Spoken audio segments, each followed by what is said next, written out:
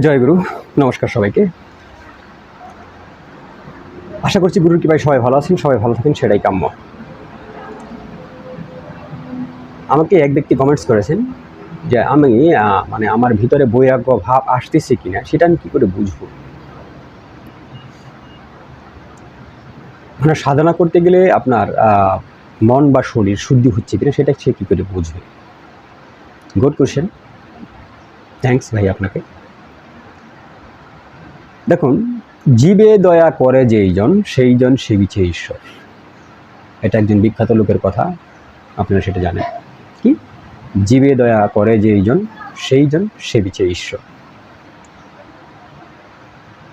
পৃথিবীর সব প্রাণীর ভাষা বোঝে, মানুষের ভাষা বোঝে, অন্যান্য জীব অন্যান্য পশু পক্ষী যারা আছেন তারা তাদের ভাষা বোঝে। অন্য পশু পক্ষীর বুদ্ধি আছে, অন্য প্রাণীর বুদ্ধি আছে, মানুষ চেষ্টা কেন? কারণ মানুষের জ্ঞান আছে, ওদের জ্ঞান নাই। সমস্যা এখানেই সমস্যা, ওদের জ্ঞান নাই, মানুষের জ্ঞান আছে। বুদ্ধি আর জ্ঞান কিন্তু এক জিনিস না, বুদ্ধি আর জ্ঞান কিন্তু এক জিনিস না, এটা কিন্তু সম্পূর্ণ দুই জিনিস। এটা একটু নিজে যাচাই বাছাই করে দেখবেন। তো এই যে আপনি মানে সঠিকভাবে সঠিক পথে যাচ্ছেন কিনা সেটা আপনি কি করে বুঝবেন? সেটা বোঝার সবচেয়ে সহজ সরল যেটা লক্ষণ সেটা হলো মহানুভবতা। আপনার ভিতরে মহানুভবতা আসছে কিনা, মানে মহানুভাবটা আপনার আসছে কিনা, মানে যে কোনো জীবের প্রতি আপনার দয়া হচ্ছে কিনা। যদি মনে করেন যে কোনো জীবের প্রতি আপনার দয়া হচ্ছে, আপনার সামনে অন্য যে কোনো একটা প্রাণী আছে, সেটা অসুস্থ, সেটা দেখলে আপনাকে কষ্ট হয়, বা কোনো বিড়াল আপনার বাড়িতে আসছে, ক্ষুধায় কাতর হচ্ছে, ম্যাও ম্যাও করছে, আপনার কষ্ট হয়, আপনি কিছু দিচ্ছেন, দ্যাট মিনস আপনি সঠিক রাস্তায় যাচ্ছেন, আপনার একদম সঠিক রাস্তায় যাচ্ছেন। এটা আপনার প্রথমত বুঝতে হবে। তার পরবর্তী হলো আপনি বুঝবেন মানুষের অকারণ কথাবার্তা, সেগুলো আপনার ভালো লাগবে না, আপনার একা থাকতেই ভালো লাগবে। মানুষ যখন বৈরাগ্য নিয়ে কথা বলবে, বা ধর্ম নিয়ে কথা বলবে, বা যে কোনো সুন্দর কথাবার্তা বলবে, তখন সেগুলো শুনতে আপনার ভালো লাগবে। নয়তো আপনার পার্থিব জীবনের যে সমস্ত কথাবার্তা আছে সেগুলো শুনলে আপনার ভালো লাগবে না। যারা কী বলছে, শুধু এইটা সেইটা, হ্যান ত্যান, এইটা চাই সেটা চাই, সেটা শুনলে আপনার ভালো লাগবে না। এটা গেল দ্বিতীয়। তৃতীয়ত, আপনি যখন দেখবেন যে আপনার সম্বন্ধে সমালোচনা যেই করুক, আপনি তাতে রাগান্বিত হচ্ছেন না, আপনার রাগটা কন্ট্রোল হয়ে যাচ্ছে। সে কি বলছে না বলছে সেটা আপনার দেখার বিষয় না, আপনি দেখছেন না। তখন বুঝবেন যে আপনি সঠিক রাস্তায় আছেন, একদম 100% সঠিক রাস্তায় আসবেন। তার পরবর্তীতে আপনার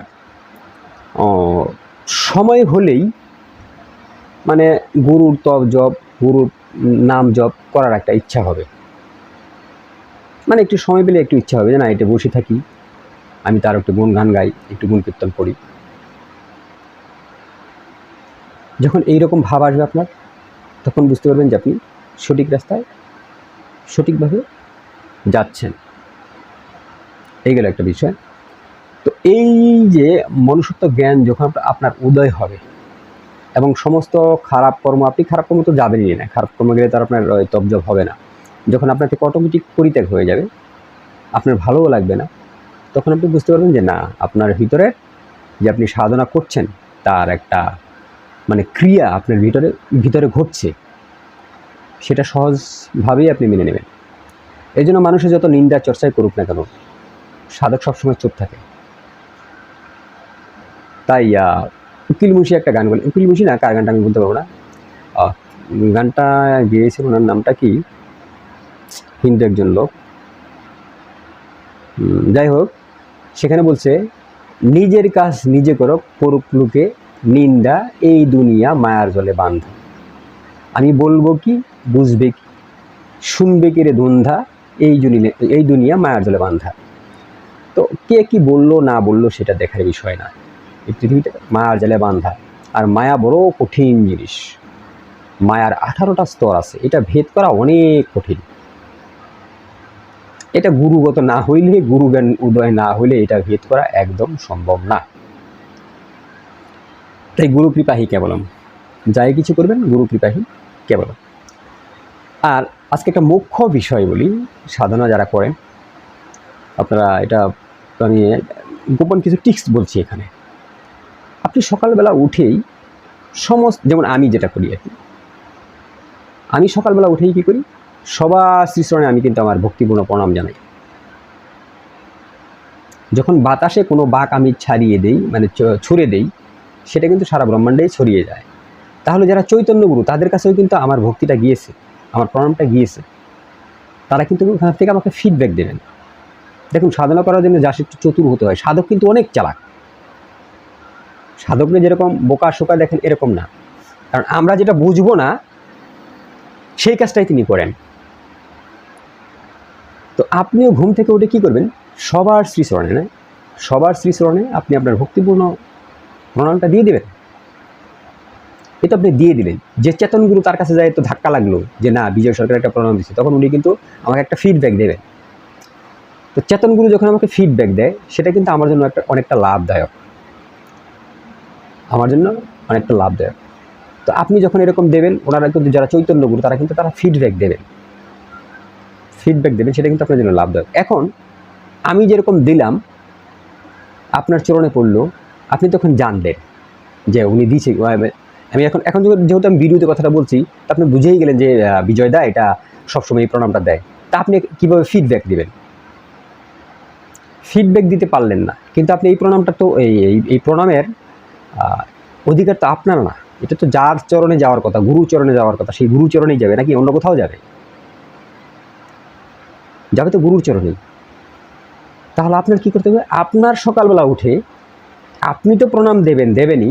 আমি কিন্তু অনেক কী বলবো, সূক্ষ্ম থেকে সূক্ষ্মতর বিষয়গুলো বলে, আপনি তো প্রণাম দেবেনই। সাধনা করার জন্য এত তপ জপ এত কিছু করা দরকার, জাস্ট কিছু টেকনিক হলেই চলে। আপনি তো প্রণাম দেবেনই। তদুপরি আপনি সাথে সাথে বলবেন, কি বলবেন, যে হে আমার পরম ব্রহ্ম, যাই বলেন না কেন, পরম স্রষ্টা পরম গুরু যাই বলেন না কেন, আমি তো আমার প্রণাম ব্রহ্মাণ্ডের সকল জীবের প্রতি দিলাম, কিন্তু আমার অজান্তে, আমার অজ্ঞাতে যদি কেউ আমাকে প্রণাম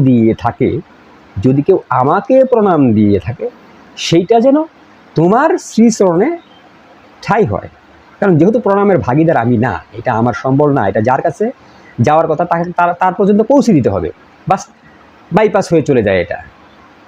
তাহলে কি ঘটলো? আমি দুটো লাভ তুলে নিলাম। একটা তো বিজয় সরকার প্রণাম দিয়েছে, তার ফিডব্যাকটা আমি দিয়ে দিলাম, এবং আমি যে প্রণামটা করছি সেই ফিডব্যাকটা আমাকে আবার ফেরত দিল চৈতন্য গুরু যারা। তো এই হয়েছে আপনার কিছু টেকনিক আপনার অবলম্বন করেন। সেম একই জিনিস আপনি যদি কোথাও কোনো অনুষ্ঠানে যান, যেখানে মহাত্মা বা মহান পুরুষরা পূজা অর্চনা করতেছেন, ওইখানেও আপনি টেকনিক্যালি আপনি আপনার ভক্তিপূর্ণ প্রণামটা দিয়ে দেবেন।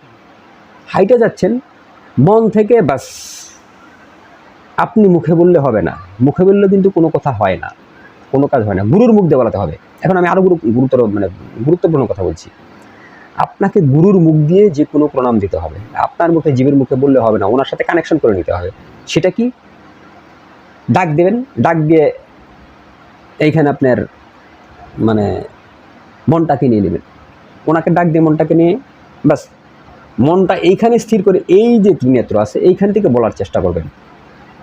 এটা কিন্তু কারেন্টের মতো আপনার লেগে যাবে, কারেন্টের মতো লেগে যাবে।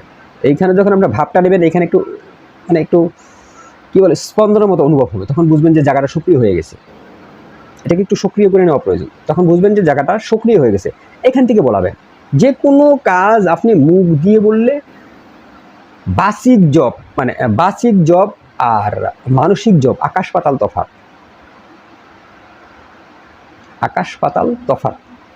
আপনি যে কোনো ক্রিয়াকর্ম যাই করবেন, এখান থেকে ওর মুখ দিয়ে বলানোর চেষ্টা করবেন, ওর মুখ দিয়ে মানসিকভাবে মনটাকে এখানে নিয়ে এখান থেকে কথা বলার চেষ্টা করবেন। কিছুদিন করেন, তাহলে আপনি বুঝতে পারবেন যে না, এর প্রক্রিয়া কী। এ তো বিশাল ব্যাপার স্যাপার। আমরা তো এরকম করতে চেষ্টা করি না। আমার ঘরের গিনি জানেন কি জানে আমাকে, সে তো কখনো আমাকে ভজন সাধন করতে দেখেই না, সত্য কথা বললাম। সে জানে আমি এজ এ নর্মাল একজন মানুষ। কালকে কথায় কথায় বলছি যে তুমি যেটা করো আমি সেটা করি না। তুমি যেটা করো, উনি সারাদিন পূজা পার্বণ নিয়ে থাকেন, আমি সেটা করি না, আমার রাস্তাটাই ভিন্ন।